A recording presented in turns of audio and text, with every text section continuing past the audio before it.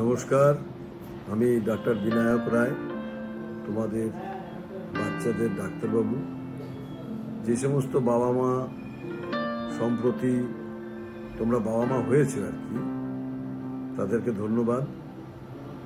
অনেকে এই যে বাচ্চা যখন প্রথম কনসিভ করে তখন বাচ্চার মাকে নিয়ে বিভিন্ন ডাক্তারের কাছে মাসে মাসে যাওয়া, তারপর নর্মাল ডেলিভারি হবে না সিজার হবে সেটা নিয়ে ভাবা, এজন্য অনেক সময় অতিবাহিত হয় এবং অনেক দুশ্চিন্তায় অনেক রাত অনিদ্রায় কাটে আমাদের।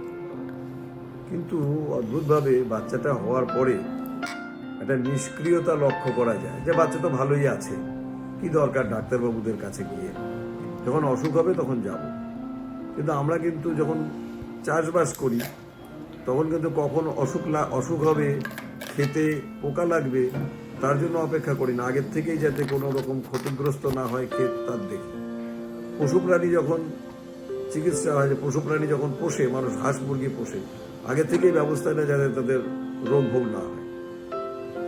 সেই জন্য বাচ্চাদের প্রথম 6 মাস অন্তত মাসে মাসে চেক আপ করা দরকার। কেন দরকার সেটাই আমি এখন বলছি।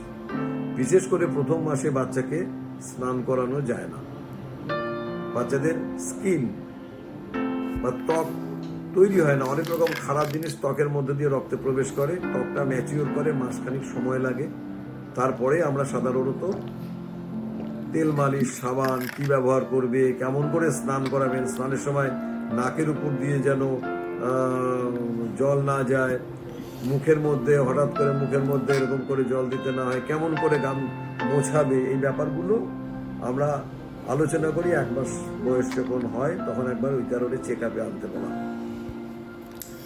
তারপরে আমরা যেগুলো দেখি সেগুলো হচ্ছে বাচ্চার শারীরিক এবং মানসিক বৃদ্ধি হচ্ছে।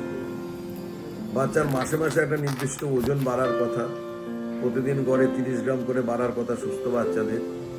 এবং সেই তাছাড়াও যে স্নায়বিক এবং মানসিক, কতক্ষণ চোখ খুলছে। এছাড়া আমার একটা ভিডিও আছে, বাচ্চা দিনে ঘুমায় রাত্রে জাগে কেন, সেগুলো ওখান থেকে তোমরা দেখে নিতে পারবে, নিশ্চয়ই পেয়ে গেছো সবাই। তা নাহলে ইউটিউবে গিয়ে আমার নাম ডক্টর বিনায়ক রায় সার্চ করলে সমস্ত পেয়ে যাবে তোমরা ইনফরমেশনগুলো। বাচ্চা পায়খানা কেন করছে না, এই ব্যাপারগুলো সমস্ত আছে, ওটা নিয়ে আমি আলোচনা করছি না। কিন্তু একটা বাচ্চা কখন হাসছে, হাসছে মানে কিন্তু অনেক সময় সদ্যজাত বাচ্চা ঘুমের মধ্যে হাসে, ওটা কিন্তু স্বাভাবিক হাসি না। স্বাভাবিক হাসি মানে যেটাকে সোশ্যাল স্মাইল বলে, যেটাকে আমরা সোশ্যাল স্মাইল বলি, যেটা যেমন কেউ দেখলেও মানে কাউকে তুমি দেখছো মানে বাচ্চার মার দিকে তাকালো, একটু কিছু বললে তখন বাচ্চাটা হাসলো, এটাকে সোশ্যাল স্মাইল বলে। এটা ব্রেন ডেভেলপমেন্টের ক্ষেত্রে খুব প্রয়োজনীয়।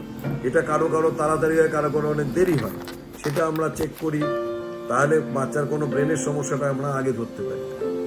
বাচ্চা কখন ঘাড় তুলতে শিখছে তার নির্দিষ্ট বয়স আছে, কখন উল্টে যাচ্ছে তার নির্দিষ্ট বয়স আছে, সেই বয়সে বাচ্চাটা শুনছে ঠিক মতন করতে পারছে কিনা, কানে শুনছে কিনা, এই ব্যাপারগুলো আমরা চেক আপের মাধ্যমে লক্ষ্য করি। এই কারণে বাচ্চাকে প্রত্যেক মাসে একবার করে নিয়ে আসতে পারলে ভালো হয়, প্রথম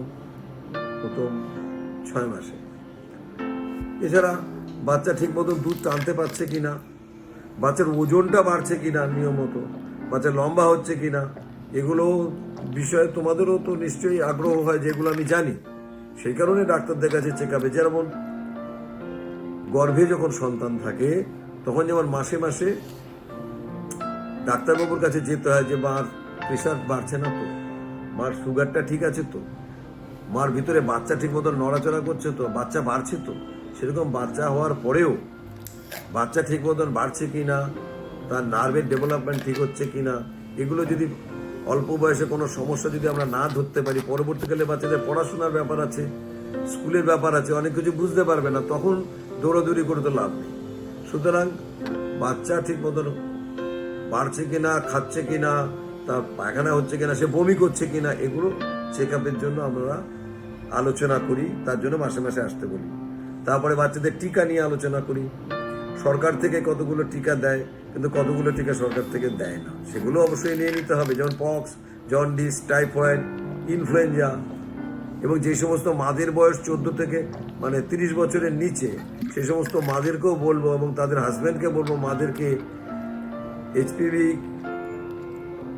ভ্যাকসিন, যেটা জরায়ুর মুখের সার্ভাইকাল ক্যান্সার প্রতিরোধ করার যে টিকাটা বেরিয়েছে সেটাও যেন অবশ্যই নিয়ে নেয়, সেটাও আমরা বলি।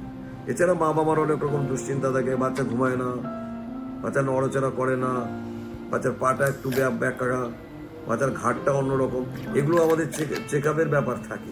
তাছাড়া বিশেষ কিছু ক্ষেত্রে, যেমন একটা বাচ্চা প্রিটার্ম হয়ে গেছে, 8 মাসে হয়ে গেছে, কারো বাচ্চার ওজন মাত্র 2 কেজি 300, তার ক্যালসিয়াম ঠিক মতন পাচ্ছে কিনা, কারো মার হাই প্রেশার ছিল, তার বাচ্চা ঠিক মতন পাচ্ছে না, কারো মার সুগার ছিল, কারো মার হার্টের সমস্যা ছিল, কারো মা মানসিক রোগের ওষুধ খেত। সেই সমস্ত স্পেশাল কেসে যে বাচ্চাগুলো, সেই বাচ্চাগুলোকে আমাদের করতে হয়,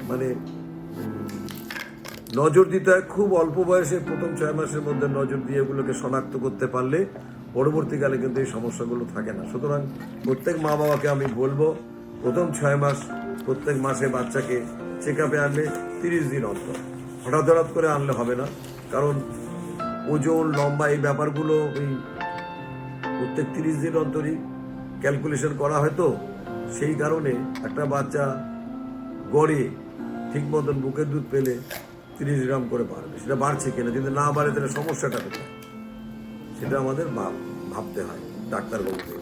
সেই কারণে আমি প্রত্যেককে বলবো যে প্রথম 6 মাস তোমরা মাসে বাচ্চাটাকে চেক আপ করাতে আনবে। আমি যে কাগজটা দিয়েছি সেটা ভালো করে পড়বে, ইউটিউবে ইনফরমেশনগুলো দেখবে।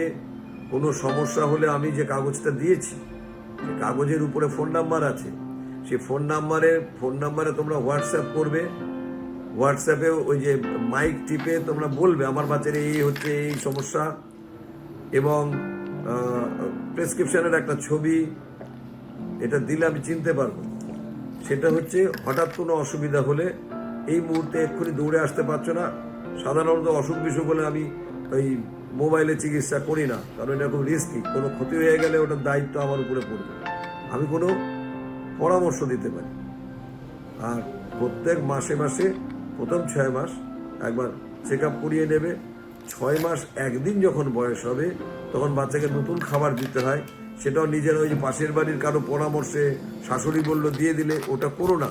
কারণ আজকালকার দিনে 20 বছর আগে যে পদ্ধতিতে চাষবাস হতো, 20 বছর আগে যে পদ্ধতিতে মাছ চাষ হতো, 20 বছর আগে যে পদ্ধতিতে গরু পরিচর্যা করা হতো, সেটা এখন আর হয় না। সুতরাং তোমার বাচ্চাকে বাড়ির লোক বললো আমরাও তো মানুষ করেছি ছোটবেলায়, ওই পদ্ধতিতে মানুষ করা যাবে না, কারণ এখন একটা সন্তান 2টো সন্তানের যুগ। সুতরাং তোমাদেরকে আমার শুভেচ্ছা রইল। তোমরা যারা বাবা মা, তারা সবাই আমার মেয়ে, ছেলে মেয়ের বয়সী, এই আমার সন্তান তুল্য। তো তোমাদেরকে আমি তুমি করেই বলছি, এবং তোমাদের প্রতি আমার শুভেচ্ছা ভালোবাসা রইল। বাচ্চাকে সযত্নে রাখো, বাচ্চাকে বাইরের ক্ষতিকর দিক থেকে বাচ্চাকে রক্ষা করো, ঠিক আছে? তোমরা আবার বললাম, আমার ভালোবাসা দেবে আর বাচ্চাদের ভালোবাসা দেবে। Thank you.